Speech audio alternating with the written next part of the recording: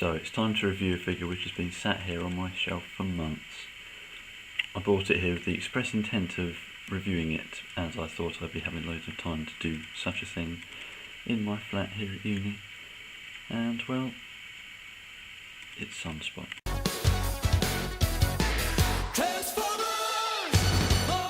Say hello to this blinding little rat bag. This is a figure which represents pretty much everything that was good about Transformers not too long ago. I think it must be the very last Scout class figure I managed to pick up. Not a Power Core Combiner, not a Unilights Basic, a proper Scout class figure. It seems a shame that you can no longer chuck about £8 at a figure and get something as good as what these were.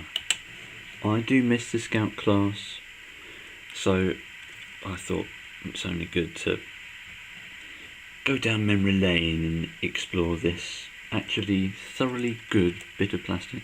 Sunspot here sort of exemplifies everything that the 2010 line was known for. He's just very obscure. I have no idea where they pulled this colour scheme out of. He's really articulate and detailed. The paint is really well done. It's just an overall perfect little figure. And really, who is he?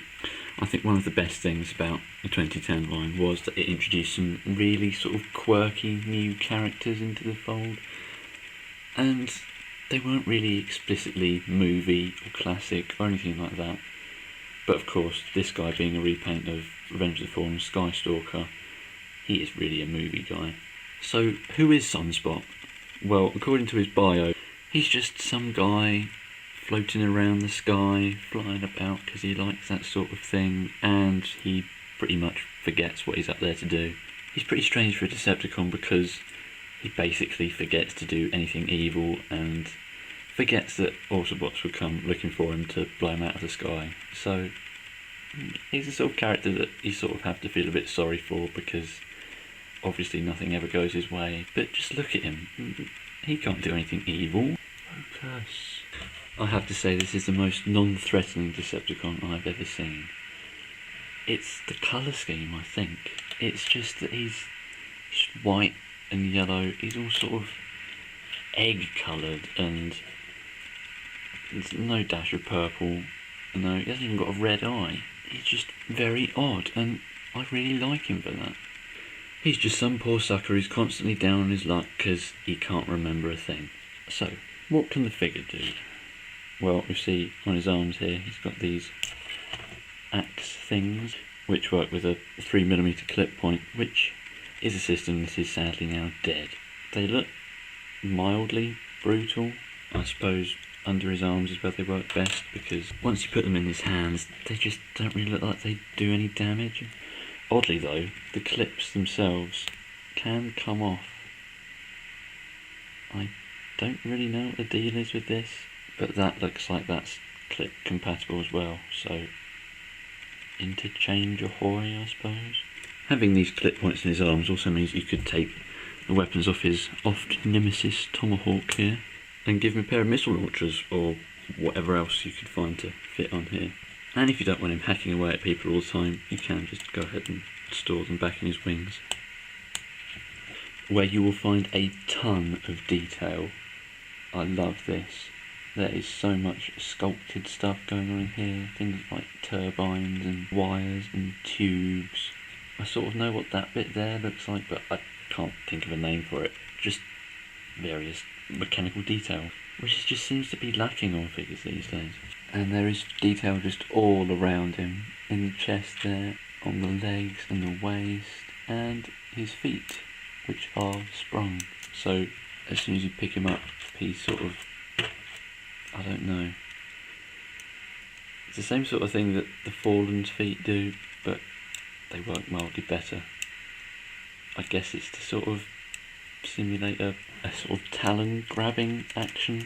Weird colours aside, I think this robot mode is just very well done. I was initially sort of put off by getting Skystalker when he was around, just because I sort of looked at his face and it just looked too weird. I didn't really like the weird sort of cyclopean look he's got going on, and somehow he just seemed weird. And then when I heard that the figure was actually pretty darn good, I thought, well, I'm going to have to pick up somehow. And all I could find was poor old Sunspot. Yes, he's got a really weird colour scheme that really doesn't fit anything with this badge on it, but I like him. He's covered in ball joints and is just really articulated and a really fun figure. I'm going to go ahead and transform him now, but you'll probably see how I stop sort of halfway, because there is a small variety of different modes to this guy other than robot and vehicle. So I'll let you take a look at that. First thing you need to do is come down here, fold his feet up, and you want to detach each arm up at the shoulder here. Pull them down so they come flush with the back, and peg in the forearm there as well.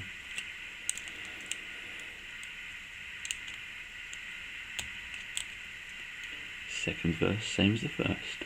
Then you can come around the front, lift up the chest, and poke his head in the little hole there. You see you've got that eye left poking out, and then tab in the wings to these bits here, like so. I'll unfold the feet again because I forgot what I was going to show you. Bend his knees back like that, and you've got what is basically a Gerwalk mode that is really top heavy. And no, this isn't a fan mode, this isn't something I've suddenly decided to chuck in the review because you can do it.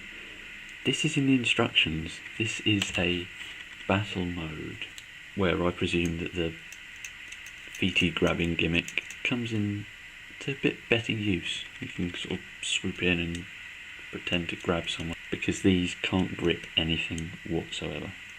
So, going from battle mode, the next thing you can do, which is a fan mode, I'm stressed, but I think it's something which I should show you. Bring down his front and head like that. Untap the wings.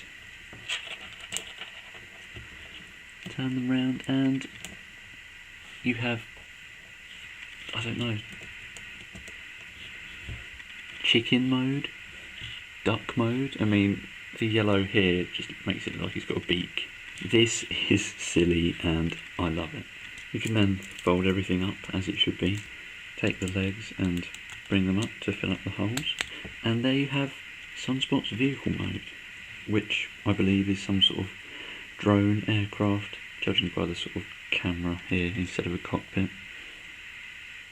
It's really well done, really sleek. There is so much detail crammed into the surface of these wings, and it's all a sort of matte finish, so it's not all smooth and shiny, and the detail shot really well. I suppose these bits are meant to be like the engine thruster bits, but you just go around the back and all you can see is hands and feet and robo gubbins. But he does cut a pretty good profile. All the sort of robo junk is just folded up really nice. All you've really got is the bits where his legs are here, and on the underside is just loads of stuff. But you do get rolling landing gear. Woo! Even though he hasn't got any on the back. I'd show you just how big this mode is with the size comparison, but I've just realised I haven't got any other jet formers with me. But suffice to say, the wingspan is actually greater than what you'd find on standard deluxe size jet. And this is just something you don't see anymore. I truly do lament the loss of the Scout class. The figures we were getting 2009, 2010, and then, you know, the two Reveal the Shield ones we got in 2011, they were all just top-notch little figures, and there's just something about Scout figures that I love. I don't know whether it's the fact they're such a sort of satisfying impulse buy when you find one and just sort of chuck a few quid at one, and every time you get something that is just really worth having. This guy is no exception. Don't be put off by the funny sort of fried egg colour scheme. He's definitely worthy of attention. And come on, you've got to feel sorry for this guy. His bio is just so good, and when I read that I just thought, oh, I have to pick him up. Everyone loves a loser. While I realise most people would prefer Skystalker, I'm sure he probably does look better in this mode, especially when you go and stick him on top of Mind Wipe with these ports under here. I just cannot recommend this guy enough. He is the sort of archetypal, flawless Revenge of the Fallen Scout design mixed with some 2010 obscurity. And he's just so darn cute.